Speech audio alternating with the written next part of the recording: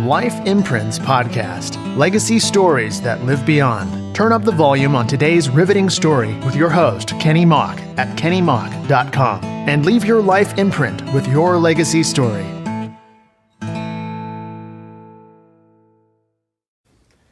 Hey everybody, I'm excited today because I'm talking with Vince Emmett, and I am looking so forward to hearing his story. He's obviously scored a lot of other people's stories, but today I want to talk a little bit about him, and I want to share a little bit about my own, because story is important. You know, if you're going to score, I guess, a nice music, you want to know the story, right? That's right.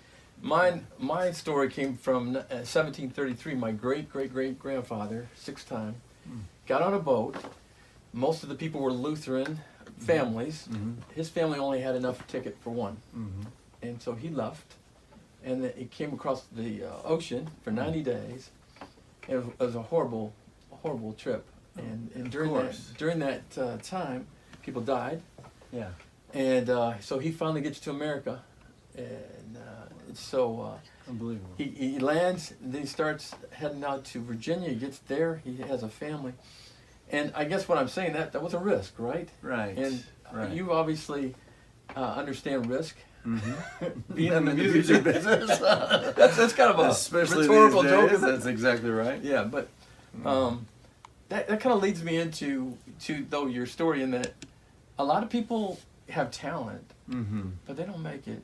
Right. Now, I came from a musical family and all that stuff, but something happens special to somebody, and I don't know what that specialness was in your situation, but yeah, what's a little bit about your story? At least we can start there, you know, in the music area. Wow, that's I think I'm at a time in life, having done this for a while, that I'm actually thinking about that a lot lately. How did I get here? What have I been doing all these years? And I think we were talking earlier, when you have children, everything changes. You start to look at life through them and going, my mom and dad actually, we're out here in the woods, as you know, and my mom and dad live up on the hill. Okay. Just across the creek, and they're in their mid-80s, and so I get to walk up there every day and talk to the two people that fed their life into mine. And it really is embarrassing to say that it took me a long time to understand that where I am, what I'm doing, ever since the moment that they sacrificed their life for me. Those guitar lessons, buying that orange guitar that cost a fortune back, that Christmas present, my first electric guitar, and what they sacrificed all along the way, that gave me confidence to make those first steps. But it's a thread. It's still this same journey I'm on today. My mom and dad fed into me. That's why I'm doing what I do today. And it took me many years of traveling once I got on the road and started meeting other people to find out, well, not everybody grew up in a family like that. And that was a shock to me.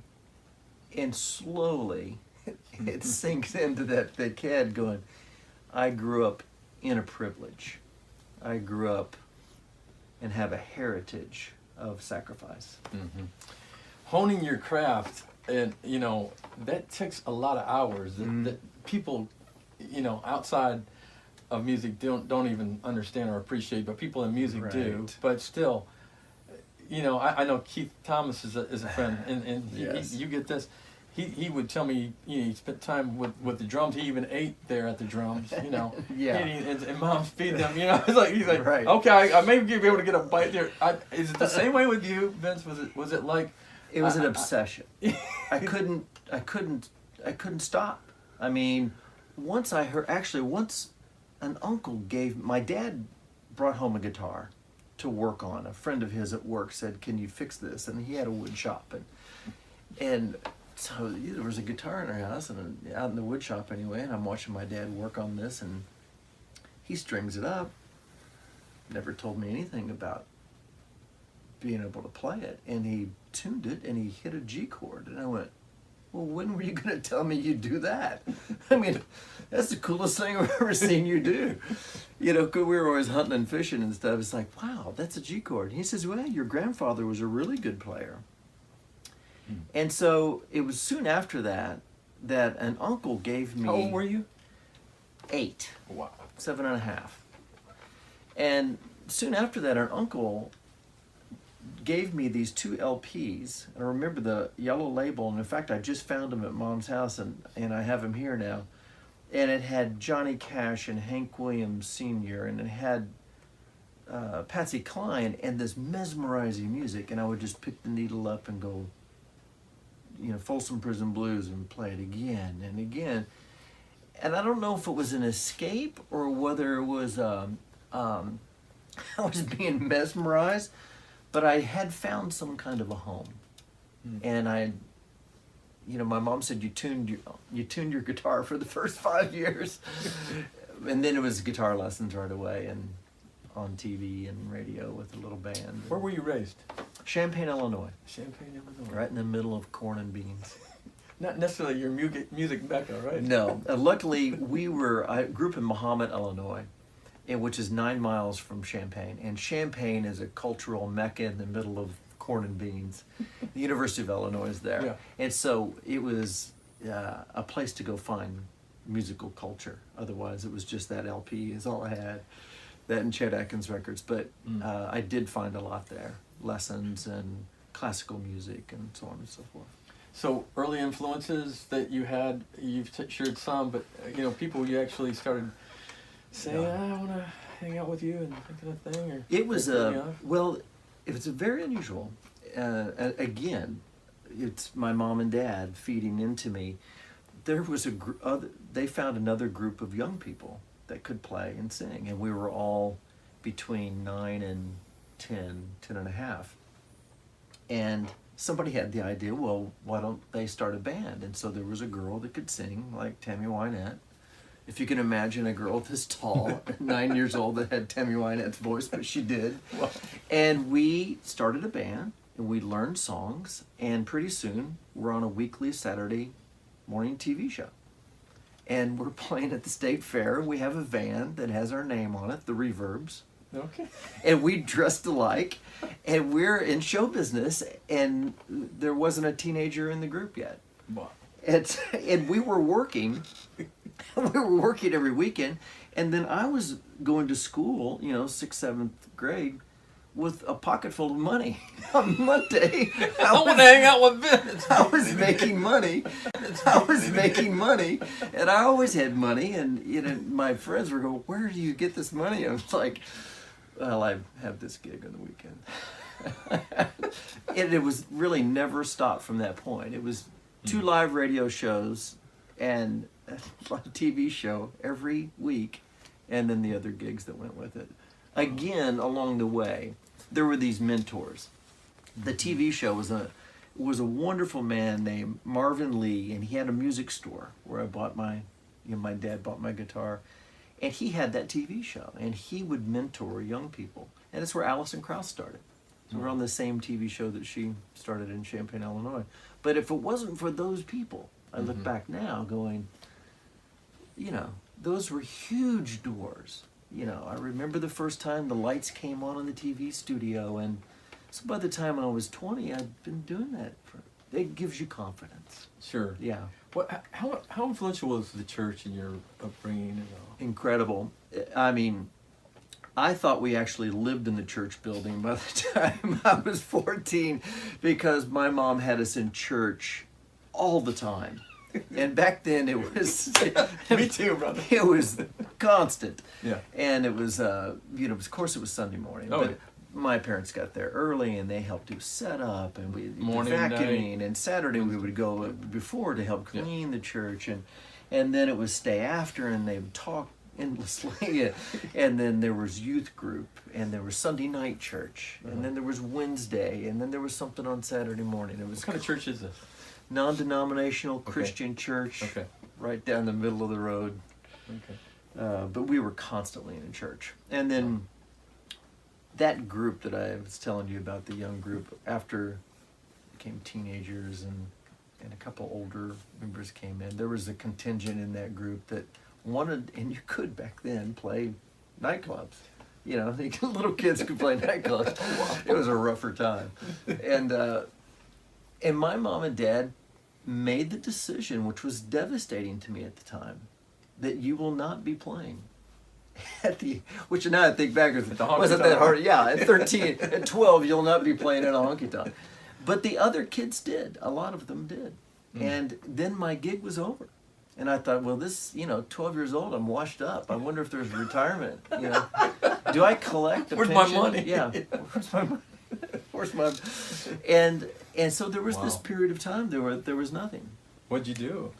I was distraught. I had become accustomed to the attention, so at home when you stop playing a song, no one claps, and I was enjoying that on the weekends, getting up and wearing my Johnny Cash boots and being a little bit of him on the weekend, and it was over.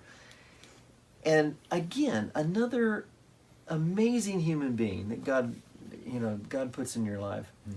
A pastor named Phil Hansen at our home church. We had a new pastor, and he was a cutting-edge pastor at the time. He played guitar, and I grew up in a church where there was an organ and there was a piano. And he played guitar, and he took me under his wing, and he would have me up on the platform playing along, and occasionally we would do a song together. And then the running joke in my family is then I was in a girls' trio for a while. I did spend time in a girls' trio, but it was 3 girls and me, and a bass player. And we traveled around to churches, and that was the beginning of playing in church. Wow. And that was a whole different road. Were you traveling then? We traveled in Illinois, and we played around. Okay. And then my mom and dad was helping to start a new Christian church in our hometown in Mahomet that didn't have one. And I didn't know that there was a musical group from Lexington, Kentucky coming through town. And I called the Gospel Couriers, and my mom had volunteered on purpose. Again, another thing that these amazing people who raised me did. Yeah. To have that group, after they performed we were meeting in a high school, to come to our house and eat. And so the entire group and their bus parks out front, and of course, I'm at the age, there's a bus or a motorhome, I didn't care what it was. Could have been a horse-drawn carriage. They had something that would take them away from this town. But they had records, and they were dynamic when they performed, and they had harmony, and they were great, and they were funny to hang out with, and they, of course, were traveling guys. They had stories, and they were witty and funny, and so they see my guitar, and another amazing human being, J.D. Miller, which has written songs with Bill Gaither, and he's got Grammys, and he's, I met him way back then. He goes, can you play those records that you've got there? I had a George Benson record at the time. He goes, let me hear you play along, and I played. And at the end of the song, he goes, what are you doing this summer? I go, I don't know. He goes, you want to go on the road? Yes. How old? 14. Oh, wow. So 4 and 8. That one too big lull. Yeah. No one too big lull. On the road that summer, oh my gosh, I'm with this group, and they were dynamic, and and it was but a safe place too. And we were playing these awesome churches, and occasionally an outdoor festival or something, and occasionally with some other bigger groups like the Stamps Quartet and the Oak Ridge Boys and the Happy Goodman Family and those types of Southern gospel groups. And I loved it. I loved it. And as soon as Mom and Dad would let me, I graduated, and I moved to Lexington, Kentucky, where they were based from, and I joined that group. And I was very happy traveling the country. Mom said I would come home with dirty laundry, starving. I would drop the laundry, I would eat, sleep for 2 days, get up, clean laundry, and hit the road again, and very happy. How long did that happen? That's what I want. Right. That went on for a long time. Your story with music is amazing, and there's no question. And if people want to know more about Vince, go to his sites and look at all the great things we could go on for days talking about all the great things that he's been involved in. But there's something else, a passion about your life, and you've talked a little bit with us earlier today. I want to know, what is the passion, what is the imprint that you feel like God's kind of put in there with your family and your kids, and kind of just take us down that. I'm so very fortunate that the kind of work that I do, I made a decision way back in the days we were just talking about a little bit ago, the traveling days, to where it was about me. I got used to people clapping for me. That was the sound I had on my alarm clock, was applause. It's the only way I could get out of bed. But I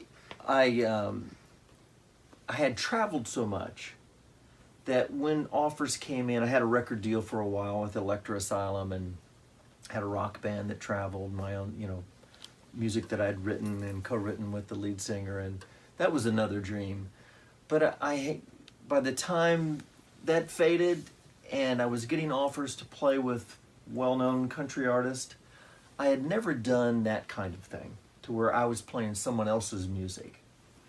And I'd seen the world and traveled, I'd done that. And it was easy, financially it wasn't easy, but it was easy to say no to more travel, which can be a dangerous thing. It's the risk reward, right? Yes, exactly. It's that the playing is great.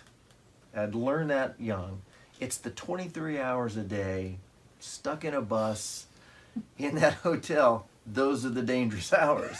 Yeah. And so God took me down another path, and through Kris Kristofferson and Chris Cooper and Patricia Clarkson and a wonderful writer and director in Kentucky, Robbie Henson, I was introduced to filmmaking and putting music to a story. And that changed. That was the same kind of moment as hearing Johnny Cash the first time. It was like, whoa, what is this? Epiphany. You can do this? This is great. Wow. And that was 21 years ago, and it's been a climb into the film world. So I can work in one spot, and I can see my girls across the property here. I can see them in the morning, spend time with them. And that's where I am now, a life that's closer to them, and those girls coming into my life, of course, kids change everything. And that is, the groove that I'm in now, is they are now a part of this story, and it's no longer just about me. That's challenging. It's very challenging. Right? But The balance. Brenda and I knew that we would always adopt. We tried to have kids. It didn't happen. We didn't want to go down medical, technical routes and tax her body that way. And so we thought, what are we waiting on? And we had gone on a few mission trips to Ethiopia. We'd fallen in love there. We thought, well, why not? And so then you could request, and we just wanted twin girls, and it happened. And that process is a long process and about this much paperwork. But It's not easy. It's not easy. It's not easy in any way, shape, or form. But it is true. They are born in your heart, and there is an adjustment period. They come, and then they're here, and they have these amazing stories, and it starts to affect the way I look at everything. Wow. In what way? Well, on top of it not being about me anymore, but more in that I wonder what they think about what I do. And I wonder about the imprint that I would leave on them. What am I doing daily? And when you ask yourself that question, even if you call yourself an artist, art becomes a different thing then. The artistic project becomes them. It's these kids, because it's the most, I don't even say it, it is the most elegant series of mistakes I've ever experienced. Parenting. It is elegant mistakes all the time, and sometimes not so elegant. And you try, and you fail, and you try again, and occasionally you see a little success. And it's those successes and their personalities when they start to get older, and you see a little bit of yourself in there, and you see a lot of God in there, and you see a whole bunch of Brenda in there, that you start to realize that the people that fed into me sacrificed their entire lives to feed into me. They took whatever plan that they had and they put it on major hold for me. And you still have to make a living. You still have to, and you find excitement in your work. Like, I'm excited about the 3 films that are past due right now. But nothing comes close to when you get that hug that you didn't ask for, or that you beg for, that you actually get a hug. Or Berkey will come up, she's 5.5. Yesterday, I've adjusted her seat 3 times. She wrapped around that. Oh yeah, got me totally. I've stopped whatever I'm doing and adjust that seat on that bike, but she just comes up so we can work on that seat. Up a little bit. No, Dad, I think I'm going down a little bit. And she's back at 20 minutes. Up a little bit. But when she drives down the driveway, I go, Berkey, I love you. And the way that she says, I love you. That's the project. Yeah. That's the project, and everything else is to support that. Wow. And it's a humbling existence. Wow. Daily. Yeah. Daily. Yeah. And they're such impressionable ages right now, right? Very spirited. Yeah. They're their own people, but it is a big time for impression. And they're watching. Yeah. They're watching every way that you react, and that is the most amazing part of it. It's like, a friend of mine, he prays every day, Lord, thank you for the gift of life. And that they're gifts, aren't they? yeah, They're part of those gifts. they are. And, They are. just recognizing that. They have stories that are incredible, and we could get into that sometime, but the fact that, the girls almost died in Ethiopia, and Stella needed a surgery, and the reason that they're even in our home is that their mother couldn't feed them anymore, and we got to meet her, and now we are friends with her, and helping that family to, all the sisters and aunts, to get through school, and so we can get back there and get them a business started, and so Stella and Eva can go back someday and be a part of their lives. But that whole process right there is just another layer. Wow. Obviously you can see Vince and his wife, how much they love their children. And I love that, because for every Vince there is, unfortunately, there's a lot of folks that don't commit and aren't invested. And so I think this is a great message to people that are watching this. They're saying, well, people don't understand me and my music, or but you begin to start to figure it out a little bit. Okay, there are times when I just gotta shut this light off and be with the kids. So Yeah, that's right. I think it brings balance into life that God intended in the first place. I am a workaholic from a workaholic. And now there's balance, because they're going, I need you now. And I'm very thankful for that, because I need them. Thank you so much for this time. Thank you. And I really appreciate it. You've got an amazing story, and I just this is why we do what we do. Thank you. Awesome. Life Imprints Podcast. Legacy stories that live beyond. Turn up the volume on today's riveting story with your host, Kenny Mauck, at KennyMauck.com. And leave your life imprint with your legacy story.